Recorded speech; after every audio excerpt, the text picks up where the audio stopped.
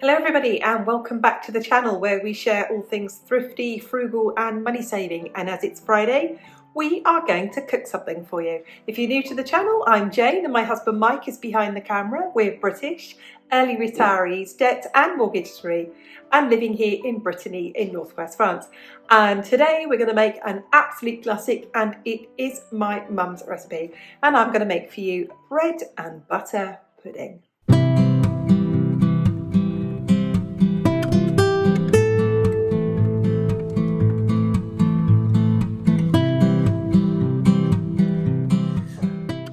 Let's start by going through my ingredients for making bread and butter pudding.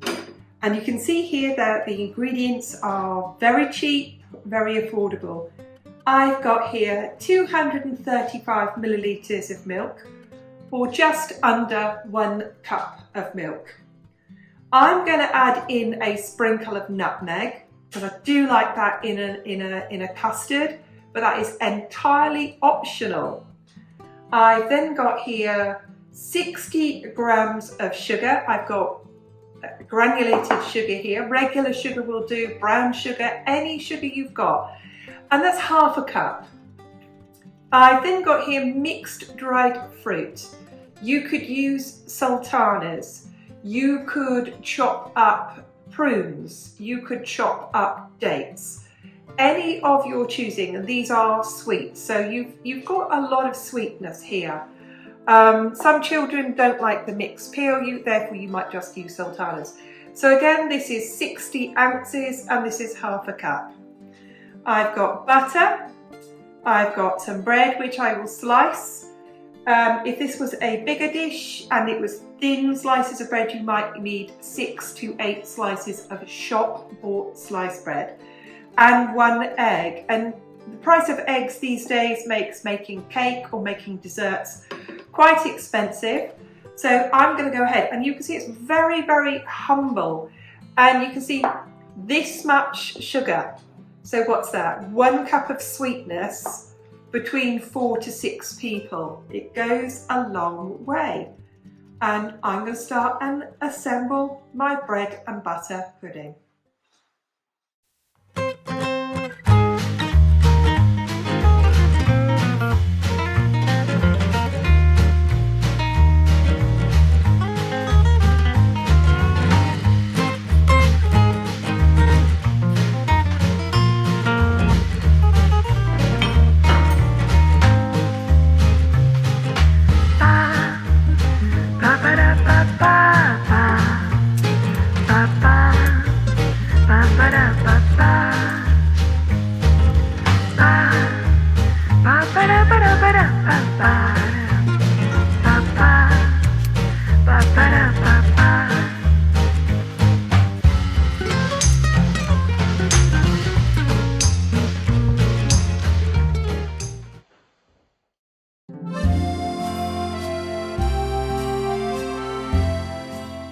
Now I'm not sure if I have enough bread, so let's see if this will fit in my dish.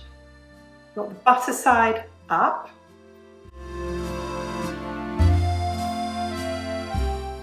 So I'm going to sprinkle this with half the sugar and half the fruit.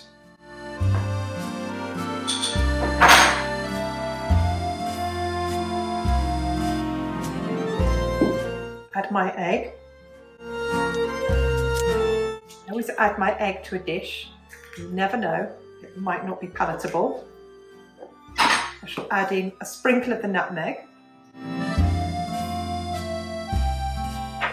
Add in my egg.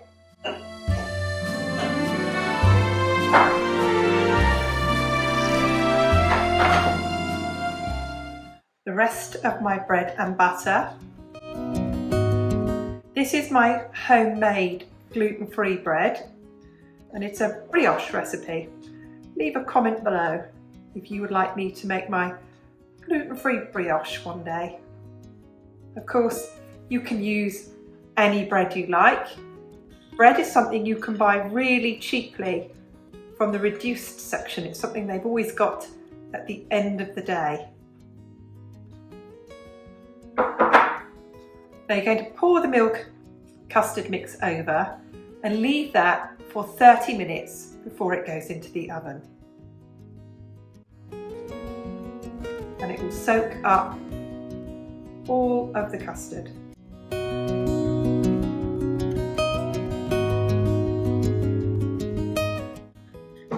And I'll clean this up.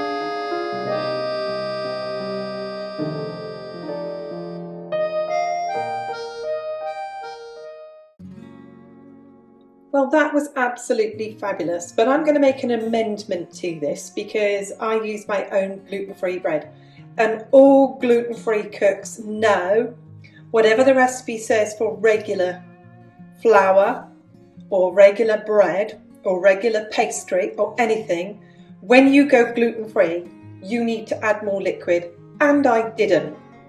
So instead of using a cup or 235 mils of milk, if you're doing like I did and using gluten-free bread, I would say go a bit more, cup and a half.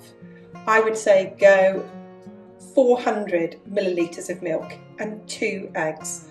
So there we go. It's fine because we had it with custard and it's like a really good solid pudding, and the other thing I would actually say is I think you can get away with less sugar because I find that a bit sweet. As you can see, empty dishes, it was absolutely delicious. We